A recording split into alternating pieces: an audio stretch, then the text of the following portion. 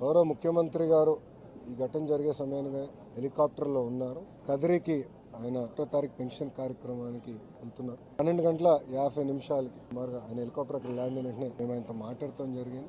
అప్పటి నుంచి ఇప్పటి వరకు కూడా అంటే ఫోన్ చేసి ఏం జరిగింది, ఎలా ఉన్నా మొత్తం తెలుసుకుంటాం జరిగింది. గౌరవ ముఖ్యమంత్రి గారి ఆదేశాల మేరకు చనిపోయిన ప్రతి కుటుంబానికి 15 లక్షల రూపాయలు ప్రభుత్వం తరపున ఆర్థిక సహాయం అందిస్తాం జరుగుతుంది. క్రిటికల్ గా ఇంజన్ అయిన వాళ్ళకి 3 లక్షల రూపాయలు ప్రభుత్వం, ఆంధ్ర రాష్ట్ర ప్రభుత్వం అందిస్తాం జరుగుతుంది. ఈ ఘటన జరిగిన వెంటనే ప్రధానమంత్రి కార్యాలయం కూడా వివరాలు తెలియజేస్తాం జరిగింది. వాళ్ళు కూడా ఫోన్ చేసి ఏం జరిగింది, ఎలా జరిగింది అని కనుక్కుంటాం జరిగింది. గౌరవ ప్రధానమంత్రి గారు కూడా చనిపోయిన వారికి 2 లక్షల రూపాయలు, క్రిటికల్ గా ఇంజర్ అయిన వాళ్ళకి 50,000 రూపాయలు కేంద్ర ప్రభుత్వం నుంచి కూడా సహాయం అందిస్తాం కూడా జరుగుతుంది. అంతేకాకుండా చనిపోయిన వారిలో 3 తెలుగుదేశం పార్టీ సభ్యులు.